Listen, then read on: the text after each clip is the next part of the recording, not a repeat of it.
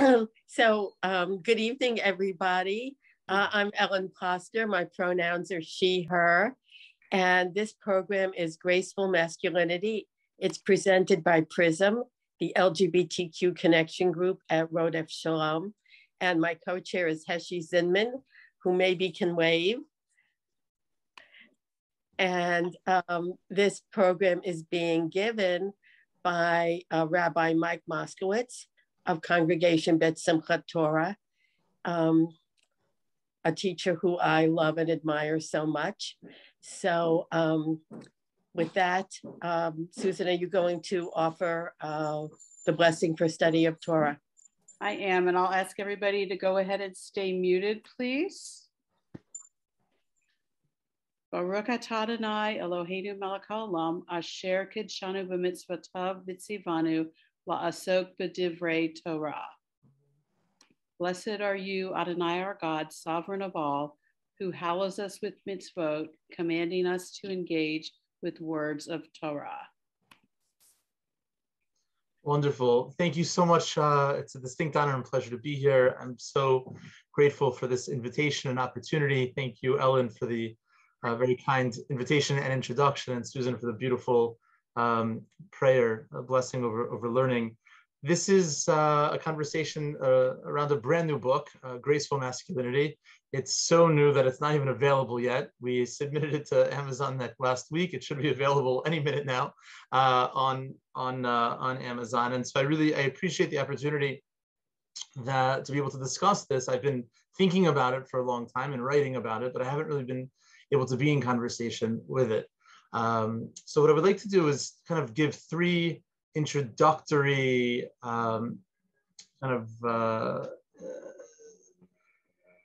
explanations of some of the terms and the concepts, and then pause for some questions, and then go into looking at a source sheet on the material. So the first kind of thing I want to admit is that I'm not particularly graceful. I have always struggled with a certain level of awareness of what's going on around me. And I think that I was able to identify gracefulness in other people, just like have a sensitivity enough to know that they have it and I don't, but not really enough to know what to do about it. And so much of my own kind of development in life was through often negative feedback of, I know that you're not trying to do something that isn't landing well, but like it's not landing so great.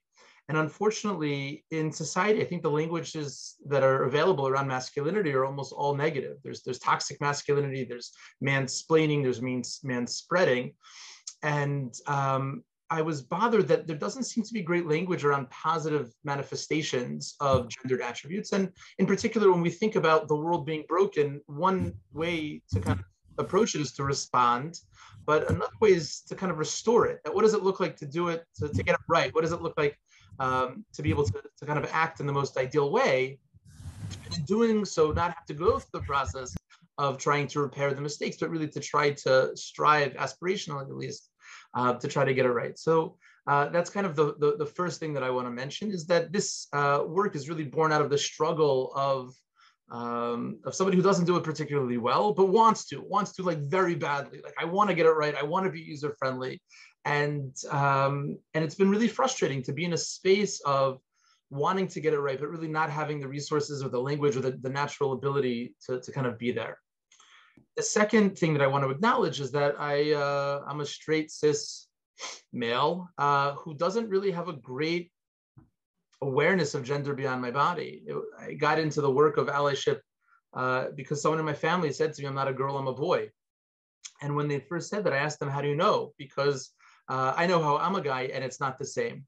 And so I came to what I think is a relatively evolved space of knowing that I just don't know, that for me, being cisgender, meaning being assigned male and identifying as male, is really a lack of awareness to some degree of gender identity beyond one's body. And within the Jewish tradition, and also for the trans experience to be validated and affirmed, men and women need to be different, because if they're exactly the same, then there's no space to transition. So an oversimplification of this is that who a person is when they go to sleep is different than who a person wants to sleep with. One is gender identity, one is sexual orientation. Someone who is asexual is not free from gender. And one of the things that's a little bit difficult theologically is that God has very many gendered attributes within our tradition, but God doesn't have a body. We're creating the image of God, but God doesn't actually have an image. So the third thing that I want to kind of acknowledge is that I also identify as some version of a religious fundamentalist, in that I believe that the Torah, the Hebrew Bible, is infinite, eternal, immutable, that it was given by God on Mount Sinai to Moses, and that we are all equally created in the image of the divine that doesn't have an image. And I would say, like, those are the two principles that frame this book. That Judaism offers us insights that can provide a new outlook, a better outlook on what it looks like and how it is intended to be in society, in interpersonal spaces. And the second is that we are all unique blends of all the attributes of God. And for some of us, that means that, there is a little bit of space between the way in which we feel about ourselves and the way in which we present to the world. For some of us, that means that there's a transition involved. But at the core, we are all kind of working with the same material of being created equally in the divine image. And so what I would like to do is now kind of go into the text that inspired this work, to give some examples of the principles that within our tradition we can have gendered attributes that can be embodied by anybody, and some examples of how the rabbis were actually very fluid in being able to speak to gendered expressions free from gender identity. And then we'll pause for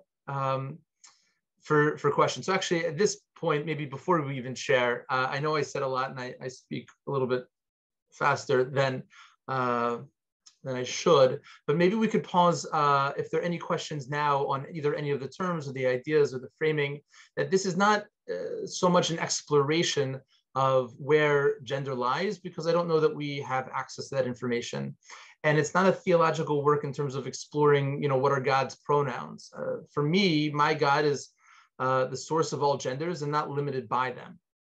This is really about, and we'll see it in the sources, about identifying a particular male archetype, that of the chassan. The chassan is the groom, and the word chassan is comprised of the word chen, which means grace, and the letter taf. We'll see in the sources the relationship between the two of them, but the genesis of this is a particular source that says that the letter taf governs over chen, and it corresponds to speech and the Sabbath. And when I read this text, I felt that maybe this is kind of the positive framing that I was looking for, that being graceful as part of being masculine, again, having nothing to do with gender identity, but in terms of a gendered attribute, is something that is worthy of exploration, to lean into. Like, what does that mean? That there's something pleasant, there's something favorable, there's something that is pleasant about being masculine. And what does that mean in terms of the role that when we think about a groom and the way in which they present to the world, what might that invite us to think about on kind of an ongoing and daily basis? So let's pause here, because I know that's a lot to think about. And then we'll get into the text study, which hopefully can clarify some of it, and then would love to be in conversation. So any questions, clarifying questions up until now? If you want, you can just maybe unmute. I can't see most people on my screen. It's my face for the most part. So I don't know, Susan, is there anyone that has a hand up?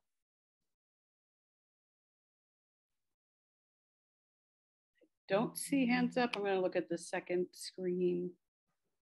Nope, I do not see. Fantastic. Anything. Okay, so let's share into the sources. We'll have plenty of time to discuss. I hope that there are no questions, because it's very clear, as opposed to it's too unclear to even ask.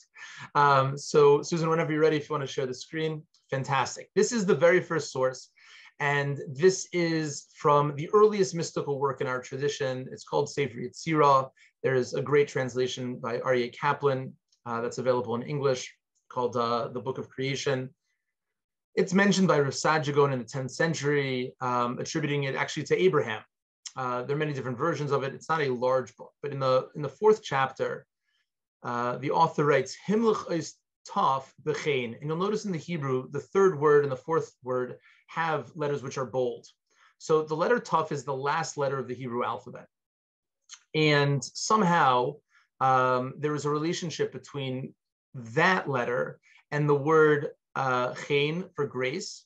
And bi is, of course, the preposition for the prefix for in or with. So there's a way in which the taf can govern from within chen.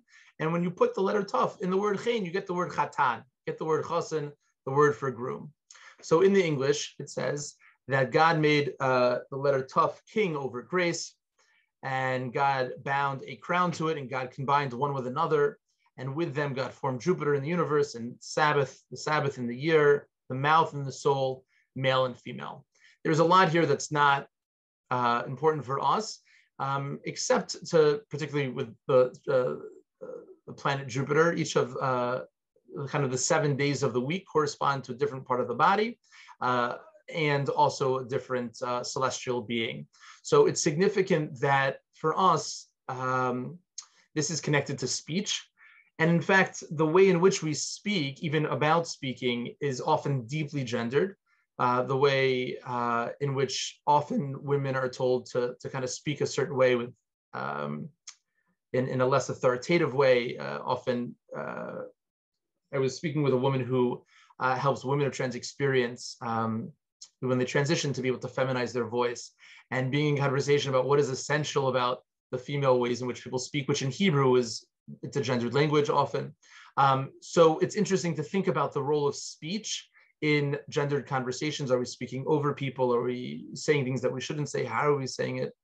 And of course, so much of this is a function of getting feedback from other people, to hear from people how the way in which we talk about things and talk to people is received. So if we could scroll down a little bit to the next source. This is an example of how grace as a theme in the Talmud is both gendered and then identified as a gendered attribute, elevated, and then is used often for a different gender. So Rav Dimi came from Israel to Babylonia, and he said, this is what they sing before brides in the West in Israel. So this piece of Talmud in the Gemara and Ksubas is speaking about how to speak to and respond to brides, what are appropriate ways of praising them. So the Gemara here says that they would say no eyeshadow and no rouge and no braiding of the hair, and yet she is radiant, she radiates grace. The Gemara relates that the sages ordained Rabbi Zera, who's one of the very famous rabbis in the Gemara, and by his ordination, they said the exact same phrase in the feminine. They saying with regard to him, no eyeshadow, no rouge, and no braiding of the hair, and yet she radiates grace. You can see in the Hebrew, it's in Lashon Nekeva, it's in the female, and nothing is distorted from the quote about a bride to the quote of Rabbi Zera. Rabbi Zera identifies as male. He's not being misgendered. And this is an example of a gendered attribute, that there is something about a bride that is that somehow radiates grace, and that attribute is something that's not limited to brides, but is somehow manifested or highly concentrated and identifiable in that scenario. And the ask of the Gemara is to kind of expand oneself to be able to say this aspect can exist in other places when it's being highlighted and elevated in other gendered spaces. And I thought it would also be helpful for this conversation to explore the very first time that the word chen comes up in the Hebrew Bible. So if we go down to the next source, this is Genesis 6:8. And it's at the very end of the very first parsha, the very first section of the Hebrew Bible in the book of Genesis, where things have not gone so well up until now. But it says that Noach matza chen be'enei Hashem. But Noah found favor with the Lord. And the very next verse is actually the beginning of Parshas Noach, where it says that Noach again finds favor. And if you look at the word Noach and you look at the word chen, the first and the third words there in the Hebrew, you'll notice that they're the exact same two letters. The nun, when it's at the end of the word, is extended, but it's the same two letters. So Noach means kind of at rest, at peace. It certainly has a connection to Shabbos as a day of menucha. It's related to many words, consolation, nechama, but it's the word chen backwards. And one of the things that the rabbis point out is that that Noach kind of peaks early. A little bit of a pun intended, but right, the ark of Noah bends away from grace. That it's a model of a failed allyship in that he saves himself and his family, but he's not at all concerned with the rest of the world. And in fact, Rashi, the medieval commentator, brings down in that very first verse in Parshas Noach that had he been in the generation of Abraham, he wouldn't have been considered anything. And one of the things in the book that I rely heavily on is the excavation of deeper wisdom through different types of hermeneutics and exegesis. One of them is what we call gematria, which is a form of Jewish numerology, where the letters also have a numeric value. So the very first letter of the Hebrew alphabet, Aleph, is 1, all the way through Yud, which is 10, and then to the tens and the hundreds. So the word Noach, Nun is 50, Ches is 8. So obviously Chen is the same two letters, it's 58. And the rabbis tell us that Noach actually overlaps with Abraham for 58 years. And we don't hear about him in the generation of Abraham, in part because of that position that had he been in the generation of Abraham, he wouldn't have been considered much of anything because he was too passive. He was filled with apathy and indifference to society, where Abraham, by contrast, was very much somebody who was going out in the world. So we'll see Noach referenced here in the Medrash in the following verse. This is perhaps the most famous verse around Chen, grace. For some, there's a custom Friday night to sing this to the Sabbath bride, and to others, a more personal bride. But the verse says, Sheker achein, that chen, grace, is a lie. It's a sheker. The hevel hayofi, and beauty is vanity. Isha yiras Hashem hi tisalal, but a woman who fears God, she is praiseworthy. So this is recorded in the book of Proverbs, Mishlei from King Solomon, but tradition has it that these words were first uttered by Abraham in a eulogy for Sarah. And it's, of course, interesting that Sarah is one of the people that the Bible says is beautiful. And so the commentators here are really bothered that we see Chen, grace, often framed in positive places. So what's so bad about Chen that it's a lie? So I think one of the things that makes the word itself difficult to grasp, to translate, and also the concept of like, could you be a little bit more graceful, is lubricious, is because it's not very tangible. It's almost always defined by another.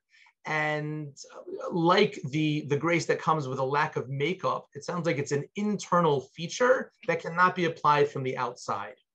And so when a person thinks about beauty and grace in a superficial way, what King Solomon is saying is there's nothing to that, right? That type of beauty doesn't age well. That type of grace is not itself, does not itself have any sort of depth. But the fear of God, that's something that's praiseworthy. And the Gemara even says, about grace, that somebody who is graceful, that they have a fear of God. There's a connection in a positive way. And so the Medrash, which I think is the last source here, actually says something very interesting. If we're able to scroll down a little bit. So this is from an esoteric Medrash, but it's Pesikta D'Rav Kahana, and it's coming to parse this verse from Proverbs.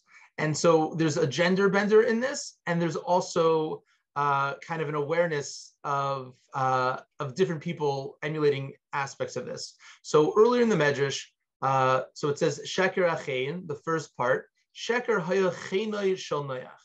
That what is or who is the person that represents the grace as a lie? That is Noah, right? That the chen, the grace of Noah, was short-lived. It was in the moment. And in truth, it was really reactionary. Everybody else in his generation was wicked. And so he wasn't wicked. But not being bad is not the same as being good. And so Noach represents a deviation from the norm of evil, but not at all an embracing of something that's positive. And so there's something that's false about that. he was passive, and of course the letters are going in the wrong direction, representing that he himself peaks early, and in the end of his life, he really, even after the flood, he's no different from those who died, in that he defiles himself. And the Medrash continues, Isha Yiras Hashem hi tisalel. Who's the person that King Solomon is referencing in the verse, that a woman who fears God, she is praiseworthy? That's Moses. Moses is the woman who's praiseworthy. So again, it's not trying to say that even the positive attributes within femininity are being hijacked and being claimed by men, but rather there's an application of this aspect of femininity that is being demonstrated and modeled by Moses. And so the way in which some of the commentators want to understand this verse is that when it says that a woman who is fears God, she is praiseworthy, the pronoun she, which ironically in Hebrew is the word he, the second to last word in the Hebrew in that verse, he tisalel, that the feminine pronoun there is not referring to a person, but rather to chen and yoifi. That when the attributes of grace and beauty exist independent of a dynamic with God, so then they're superficial, they're finite, they're physical, it's nothing to write home about. But when they're utilized to elevate the physical to a level of spirituality, so then even the raw materials of the physical nature of grace and beauty become praiseworthy. So the way to translate that would be sheker achein, that when grace, or that there's there's a form of grace which is superficial and a lie, and beauty can be emptiness and a void. But a woman who fears God, so then her beauty and her grace are praiseworthy. And that's what the Medrash says is being applied to Moses, that Moses was the humblest of all people, and as a result, he was able to focus all of his many gifts and talents to the divine service, and then all of those things become praiseworthy. It's also worth noting that, particularly in the Hasidic tradition, there are those who understand sheker achein, that sometimes lies have grace. Right? I think we live in a time of deep deception and deep, and deep distortion of the truth. That which is a lie can become attractive, and that there's a certain amount of grace in lying, and that's why it's so important to always recenter within the tradition and to ask ourselves what's really good in an objective and an absolute way. So, Susan, if it's okay, let's bring it back to to the regular big screen. I know that, again, that was a lot of material quickly, but I'm sure that people have thoughts. I'm happy to continue sharing thoughts, but I would love to be able to address the thoughts that people have and not just the ones in my head. So does anybody, and this is a safe space, if you want to offer a rebuttal. One of the things that we've certainly observed in the trans communities is that there's been a shift kind of in that first wave of the trans experience. In the modern trans experience, it was 3-to-1 going male to female, and now it's 3-to-1 in the opposite direction.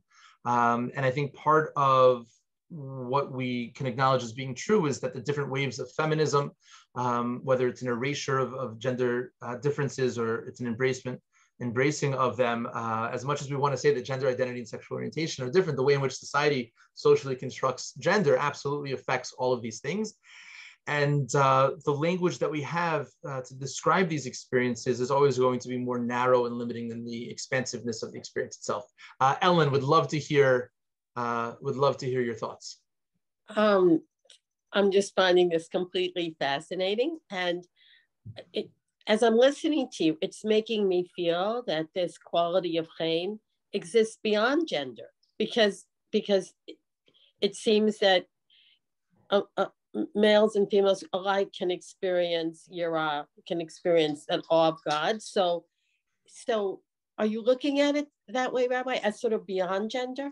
Yeah, it's a great observation. When we think about what is essential about gender, I think it's almost always easier to be able to exclude things as actually being essential. So chen is not essential to either gender. It's something that exists in both genders and in all, beyond the binary, in all manifestations of all genders. I think what our rabbis are teaching us is that grace has a gendered component to it. And so in thinking about, and there are many different types of grace, false grace and good grace. In fact, the word for flattery is chanifa. It's chen peh, right? That it's when a person has graceful speech where it's front loaded with the grace, where the grace is not coming from the words, but rather from the buttering up of, right? So there's an aspect of that that is deployed by gender, right? It can be deployed by in gendered spaces, often, or I would say exclusively with negative consequences. So I think that when we can try to give language to different aspects of gender, we come closer to trying to understand where it may exist. But one of the 13 attributes of mercy that God has, right? Hashem kel rachum v'chonun, that God is graceful. And it's early on in the 13 attributes of mercy. And so once we see that it exists in a God space, right? So then it needs to be able to exist in a way that transcends the physical limitations of gender. But I think in conversations, particularly in allyship around trans experiences, and I think here also when we think about graceful masculinity and the opposite, I don't know how important it is to be able to identify where something lies as much as to identify how something lands. And so when a person is able to reflect back the space between the intention and the impact, where the impact is able to reflect the intention and it's positive and it brings people together and it inspires and it's healing and it's soothing and it's pleasant. So that's like an indicator that it's there, that it's, and where gender lies, I think, is something that we should speak more about, but I don't know that we're able to answer that question yet. But thank you, Ellen. And Ira, please. Thank you, Rabbi. Congratulations on your book. Thank you. Waiting for... Yeah, there you go. That's okay. Good now. Can you hear me? I can hear just you. It's good. So whenever I hear the word grace, it's kind of elusive to me as to what it actually really means. So I would like to know from your point of view, like how do you define what we're talking about here? Yeah, it's so hard to define. And also, it's kind of it was a little bit reclaimed by Christianity, to be honest. And so I think a lot of us have, if we hear like, by the grace of God, or, to fall into God's grace, it sometimes doesn't land so well because it doesn't feel like our language. But, obviously we have the grace after meals and we find it in scripture. And so I think that, so the book is itself 58 essays, the numerical value of the word chen. And you would think after writing so much, I would have like a one sentence definition of what is chen. But I think that that's part of why only now are we really talking about it, because it's hard to talk about. It's just very hard to talk about. If I had to put it into one sentence, I would say that grace is a degree of being user-friendly. In interpersonal dynamics, there are certain people who it's pleasant to be around.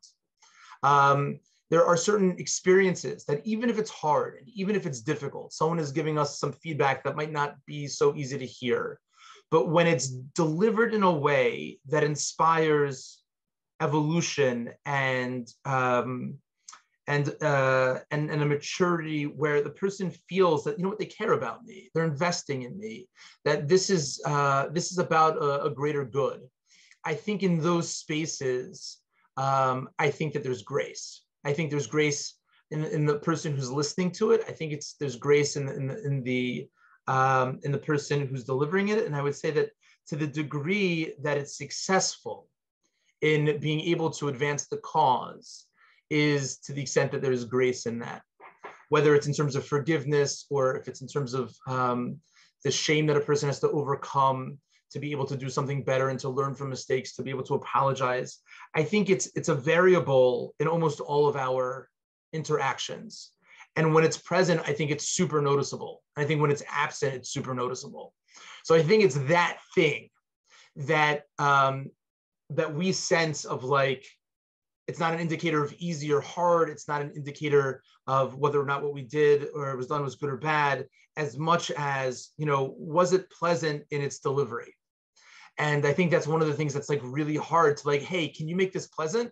Well, it's often person specific, and it's such a function of the other person more than it is of the person who's engaged, that I think certainly for myself, I've always identified like a void between the way in which I thought something was going to be perceived and the way in which it was. And so I think being sensitive to these dynamics helps us achieve more grace and come closer to it with greater frequency, and I think often with greater intensity. Like some things are like so graceful by their very nature that I had a friend once, he got a rejection letter from Princeton. He said he felt like it was so well crafted that he almost feels like an alumni, right? Like there's something like, right? Like, so it's less about, right? So I think in that space, what is grace? Grace is kind of the lubrication, like in terms of like, it allows for things to exist with ease, right? There's no, it's not raw, it's not rubbing, it's in the interpersonal relationships. It's that which allows for like a smooth interaction, particularly in the world of ideas. To be more user-friendly, right? To be a well-oiled machine as a human. And that's what I mean to say.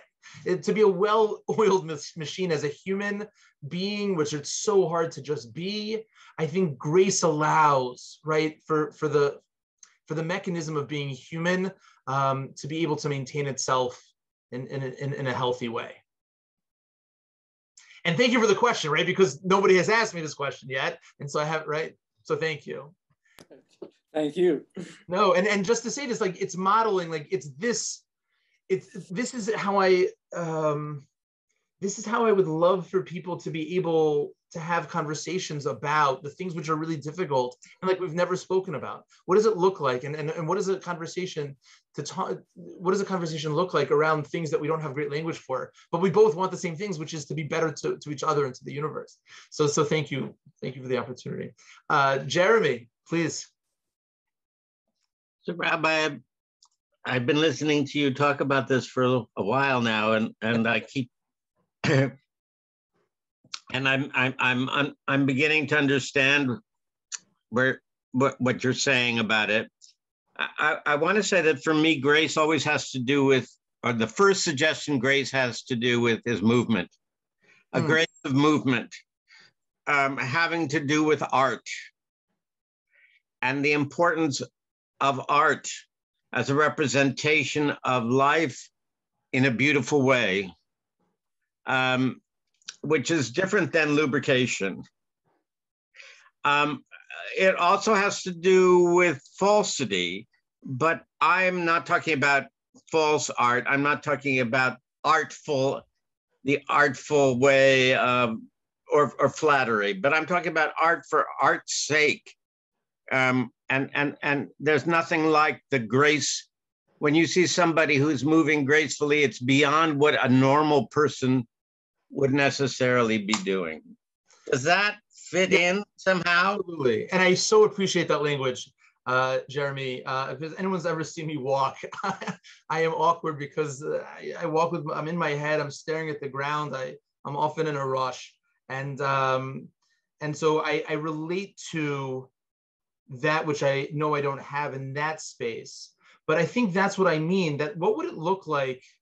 And again, I don't mean to highlight when I say look like, I mean, what would be modeled if our exchanges were as graceful as somebody on a stage, right? Who has that kind of command of movement? What would it look like for things to be seamless in our personal interactions, right? For things to look choreographed and like, hey, what you said to me actually like was really hurtful, right? Like what would it look like if that was a graceful exchange? Or, I feel a little bit, kind of invisible. I feel like a little bit erased. I feel a little bit, that I don't, maybe I'm taking up too much space, right? What is it? How are those dynamics in conversation? How would they present if those were as graceful as art and theater? So I think that we all relate to things that are our image of gracefulness. And what I'm trying to, I guess, advance is that needs to be able to exist in our human interactions, not just through dance and art, but through speech and through conversations and through relationships. I just want to add that in my own experience, especially as an adolescent, that people always commented on the fact that I was such a clumsy human being in life, but you put me on stage and I was graceful. And the division there, and is that we're talking about a reconciliation of that difference? It's a great question. I don't think the goal of being graceful is to be able to walk differently or to move about the world physically in a different way. But I think that a lot of the awkwardness that I think we all experience in different social settings can be to some degree ameliorated if we are sensitive to the dynamics of the way of who we are in relationship to other people and how other people affect us. And so when I think about the awkwardness of being, there are a lot of reasons why I think we're awkward, because the world is super broken and all sorts of different things. But I think trying to be sensitive of appropriate kind of occupation of space and an appropriate, deliberate, conscious, mindful awareness of how we are in relationship to other people can allow us to be much more graceful in the movements of relationships. Thank you very much. Yeah, thank you, Jeremy. Leslie. Hi, Rabbi. Just wondering why you titled it Graceful Masculinity. Are you not talking to the rest of us? Yeah, no, I'm absolutely talking to everybody, including to those who don't necessarily identify as having a particular gender. I think there's an aspect of grace that is underdeveloped within the space of our own masculinity, regardless of our gender identity. So I believe that we are all unique blends of all of the pieces, and we're creating the image of the divine, and the divine has masculine images. So I think for all of us, there's aspects of masculinity, even if we don't identify at all as being male. And I think within that space of masculinity, there lies the potential to use its potential in ways which are more user-friendly in grace. So not to argue that people should be more masculine, but the masculine parts of us, I think, can be more graceful, is maybe a better way to say that. And it's super tricky to talk about gender. It's super tricky to talk about any of it. And I think one of the reasons why it's so bad is that society hasn't really given permission yet to talk about these things. So I'm not invested in the particular language or the title as much as I am in the process of, we need a lot better language. We need to find better ways of talking about, what does it mean free from a trans experience and a genderqueer experience? What does it mean to be better versions of ourselves? And to the extent that we identify as being gendered, what does it look like to get that right, that we're utilizing the capacity of goodness within gender, right? There's a part of me that's invested in trying to understand where it lies, but also understanding that it's real. And certainly I've met so many, I'm hesitant to say because it's being recorded, and I'm hesitant to say because I've thought about it a lot, but you'll understand when I say it. There are things in people who have transitioned, particularly people who have transitioned female to male, that they do not bring with them the cultural components of masculinity, which are so icky and easily identifiable that you're like, oh, this person who, even when they've transitioned male to female, this person might be used to speaking and being listened to, right? This person might be used to speaking over. Now, that's not essential about gender at all. The icky parts of being masculine are a social construction, right? And so I think that it exists everywhere all the time, and in particular places, it's more concentrated because the way in which society has reinforced these attributes and privileges, and it's a misappropriation of essential parts of gender and using them in ways which are hurtful and destructive. So I know all of that language is tricky, but I think that I think in our minds, I think we can all identify when you think about toxic masculinity, you don't have to think of a person that's real, but I think we can all like identify places where like, oh, that's super icky. It's coming out of that male space. It's not essential to masculinity. And what would it look like if that person would be in a masculine space in a way that was more appropriate? And so I think like in those spaces, titling it graceful masculinity is for me an exploration in gender attributes beyond gender identity. And thank you again, right? Because this will hopefully continue to be refined as society. I've been Googling graceful masculinity whenever I write something. This started as an essay with the great Rabbi Rachel Timoner in Brooklyn. A couple of years ago, we wrote one article together with this title. And then I thought that there was so much there that it was worth unpacking in a book. But there are no other articles. There's no other book. There's no other graceful masculinity. Maybe those are strange words to put together. But I think it's shocking that there's space to kind of have a monopoly on these words going together in written form. So thank you. Gail. So if I'm following right, grace in the Tanakh is considered an attribute that has to be understood in the right way. It could be presenting and doing all the wrong things. But the way you're describing it as sort of the lubricant or the agreement about how to treat one another, how can you tie that back to sort of what's the people's relationship with God, or is it just a between people thing? No, it's absolutely, and I would say, so I think two things. Yeah, so I would say that for me, it's actually been more helpful to explore the dynamic of grace with God and see how in that relationship and dynamic, it might be able to kind of cut and paste to understand that in our relationship with each other. For example, when God, there's a great measure that says that when God created this world, God says, I hope that I feel about you in the future with the same grace that I have for you right now, right? That there's something like shiny and new about something that even from God's perspective, right, where time itself is a creation, where God was able to identify that like there's a unique sensation, there's a unique feeling that like right now it's perfect. No mistakes have been made. And I think you see this particularly by a wedding, right? This is the beginning. All things are possible. And there's a great discussion in the Talmud with Hillel, is it okay to say to a bride, you look beautiful if you yourself don't necessarily find her attractive, but somebody finds her attractive, the person who's marrying her finds her to be the most beautiful person. And so like there's a space there where even though it's not my experience, I can relate to the experience of others to be able to make people feel better about themselves. And so I think there's a lot in our tradition where God is forgiving because of the love that God has for us, that like, this is my child, this is my creation. And so it's not, poor choices were made, but there's just so much love there that like, okay, I can be forgiving because I want the person. So, and so I think that helps us understand the working parts of our own dynamics with each other, because we're also creating the image of God, that we're relating to the image of the divine.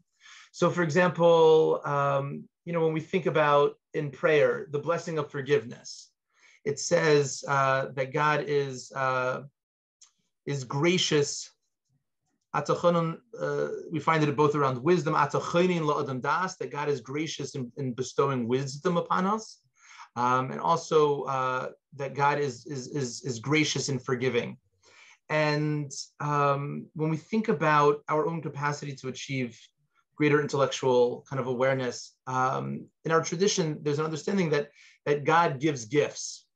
And Moses, it wasn't that like Moses was so much smarter than the next person, but when Moses used what Moses had, like what he had, God said, okay, so you've used my resources for the right reasons, I'm going to give you more. And you find this also by Shabbos. The Gemara says that the Sabbath, God says to Moses, I have a good gift in my storage house. I would like to give it to the Jewish people. Go and let them know.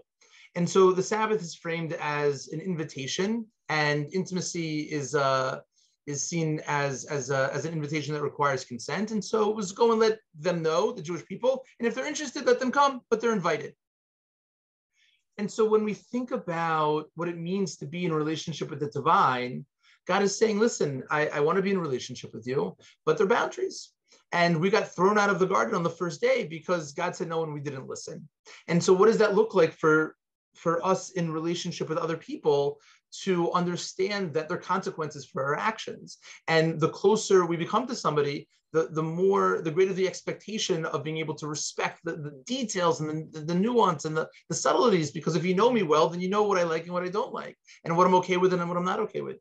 And so I think in that kind of space, we can learn a lot from God and then apply that to other people. So for example, in God is gracious in forgiving us, in the book I quote one of my favorite parables from the Zera Kodesh. He's one of the early rabbis, and he says, he gives a parable about a very uneducated poor person in a village who's very upset with the king and goes and breaks one of the king's windows.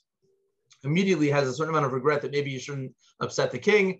And so he goes and he gets a cheap window and he brings it. He says, listen, I was angry, I was upset, but I'm sorry. Here's the window as a replacement. And so the king is framed as being very compassionate. And the king says, I really appreciate it. I'm so sorry that you were upset. I'm happy to talk about it.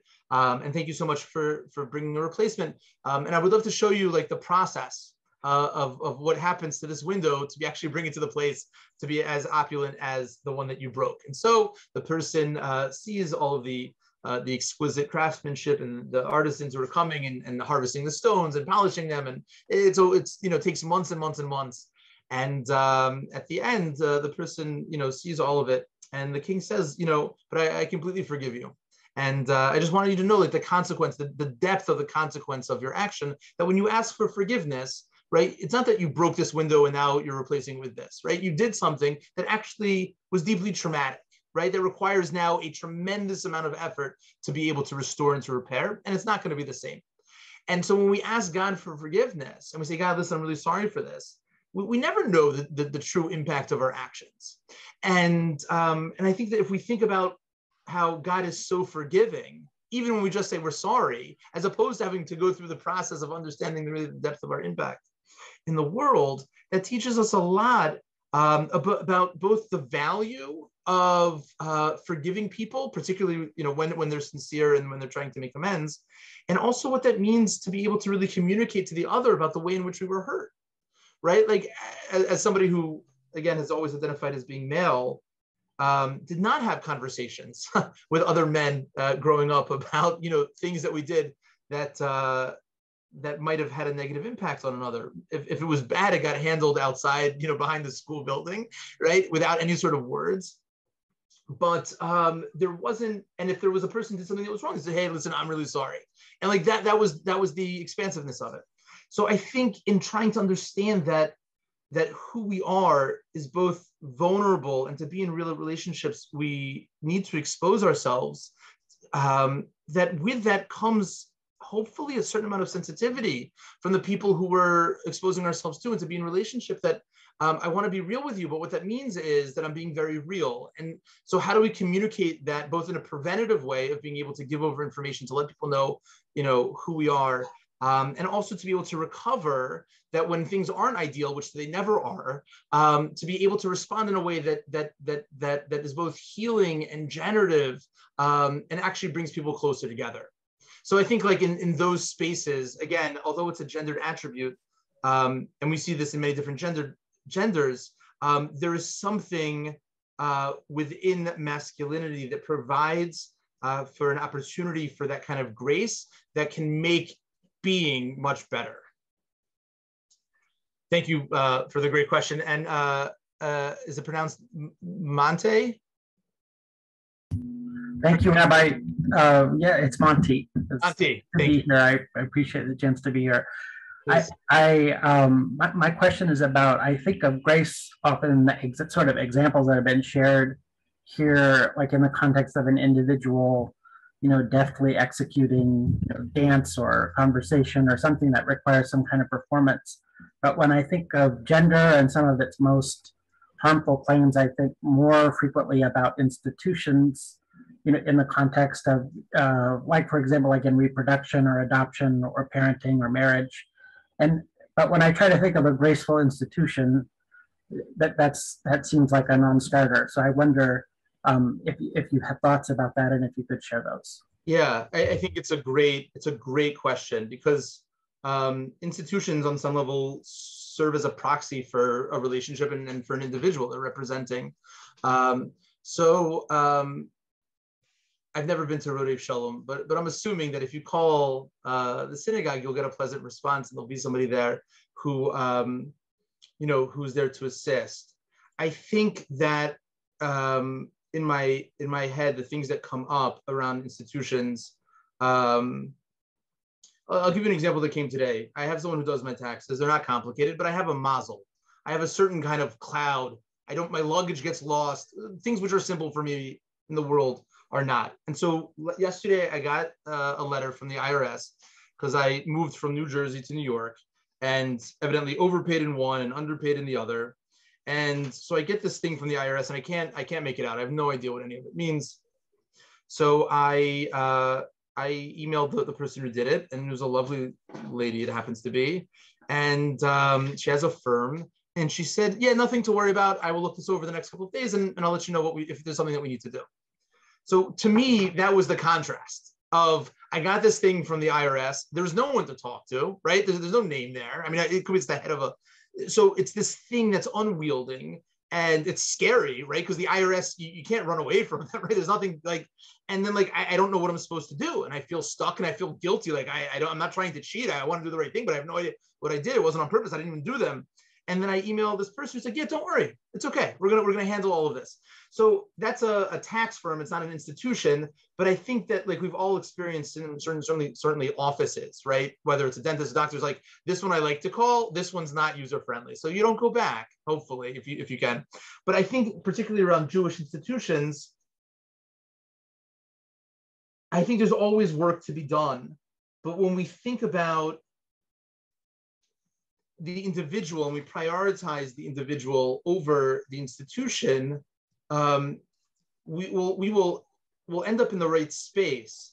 But one of the things that I think Yehuda Kurtzer from Hartman has observed, that as soon as on the day that the institution kind of becomes an institution, even though it was set up for a particular mission, right? Its now job is to sustain itself, right? It has a different mission now. Before it starts, it can be aspirational to achieve a certain thing. But now the institution for the institution needs to be solvent, right? So then that becomes prioritized over the mission. And I think there are a lot of institutions that should not exist anymore because they prioritize the well-being of the institution over the individual. A couple of years ago, I was doing some advocacy work for the Children's Victim Act in New York. And I wrote about it, and I went for a few years to Albany, and the only time I ever saw the Agudas Yisrael, which is the ultra-Orthodox organization that I'm actually still a part of, doing any sort of interfaith work was in lobbying with the church to protect institutions who protect the child molesters, right? And so it's not complicated that the system is broken. And whenever we prioritize anything over God and by extension human beings, there's a way in which we dehumanize the individual by giving greater importance to an institution. One last thought on this, and this you see in the commentaries and in the texts about the temple. The temple was actually destroyed.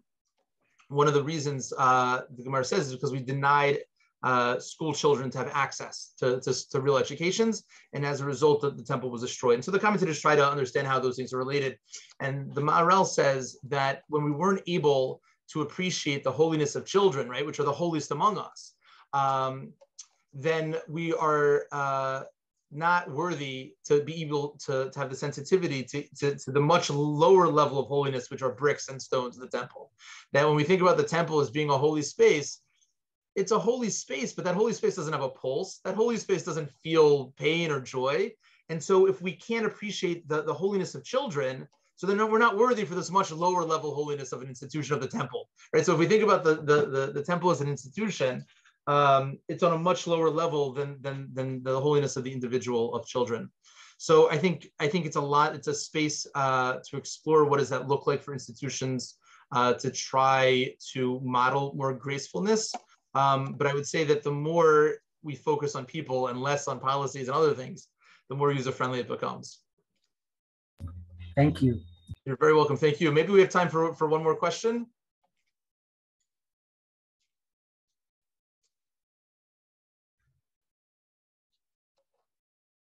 Well, Jeffrey and Stephanie, thank you for the comment. The good news is that there's a book, and it's really meant to generate conversations. It's not meant to be persuasive as much as it is meant to be provocative. Heshi, please, unmute, and it's good to see you again. Hi, good to see you, Rabbi. Just some thoughts. When I think of grace, I think of passion. Out of passion, empathy, and just having that for another human being, for a situation. And so I'm thinking of what Jeremy had asked about grace, art, and music. And I think graceful, the arts. And I think that anybody who has played an instrument, performed, painted, the more passionate, the more empathy they have for what they're doing, the better it's going to come off. And so I think that empathy is a really underscores grace. Absolutely. And thank you for that. And I also wanted to mention that there's a unique opportunity now that many of us have spent the last nearly 2 years apart, and have been less the cycle of habits of interpersonal dynamics. And there's a new chance as we reemerge, hopefully soon in safe ways, to try to think about who we are in ways which are different. And I also wanted to share that I think that you see this a lot by Aaron. Aaron, of course, in the Hebrew Bible is Moses' brother, and I have an essay on him in the way in which he was so beloved. I think the Medrash says that when he died, and it's the only day in the entire Hebrew Bible that's given on somebody's death explicitly. He died on the first day of the month of Av. One of the reasons why it's such a sad time. But it says that at his funeral, there were 80,000 boys named Aaron, that their parents had named them in honor of Aaron, who had helped them with their marriages. 80,000. And the mission, of course, tells us that we're meant to be like the students of Aaron. We're meant to be an Oiv Shalom, love peace. And as you know, we're meant to be a Roidev Shalom, we're meant to pursue peace. Because ours is a religion of action. And one of the things the way that I understand that is that Aaron was so perfected as a human being, the running to help, that passion, that desire, that connectivity was natural because all the other schmutz and all the other things were removed. There was nothing about ego. There was nothing about ulterior motives. There was nothing about arrogance and glory and all the false things that can motivate a person. And when we remove all of those things, the fear of what happens if I trade in the commodity of privilege, once we're willing to let go of that, how can we not care about each other? How can we not prioritize the needs of the other? That passion of the soul wanting to return to its source, to God, and to reunify amongst its people should be very, very natural. I see there's one more hand. Jerry, thank you so much for that. I love your passion. Thank you. It's really ironic what you just said before. Could you repeat the line about the destruction of the temple and the children's education? Yeah, sure. That the Talmud says that when the temple was destroyed because we denied children access to education, and and as a result, we demonstrated that we weren't sensitive, to holiness. Okay, it's just ironic that about 3 days ago I saw a documentary at the Jewish Film Festival about the lawsuits that Orthodox parents in New York City are bringing against the state of New York for not going after the Orthodox communities in New York City and Brooklyn specifically, because they're denying boys the education after age 13. And since you live in New York, you brought it up. Could you would you mind addressing that for like 15 seconds? Yeah, I don't mind. The organization that is behind all of them is an organization called Yafet. I happen to be on the board of it, and I'm Yeah, and I think it's tricky. I'm conflicted, to be completely honest.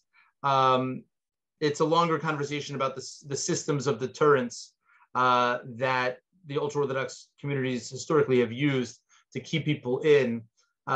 People should be able to be who they are and make choices. And I think not being able to read English is a system, is one of those deterrents that ultimately provides only a faster pathway out, as opposed to being more empowered and staying in. So I'm passionate that that when it comes to being able to function as a Jew in this world, you have to be able to function, right? If you can't add, you can't actually learn Talmud if you can't do math and these things. So I think in that way, and look, it's political, it's complicated. There are many people who are involved in it who are not invested in people staying in the Orthodox community but want to leave.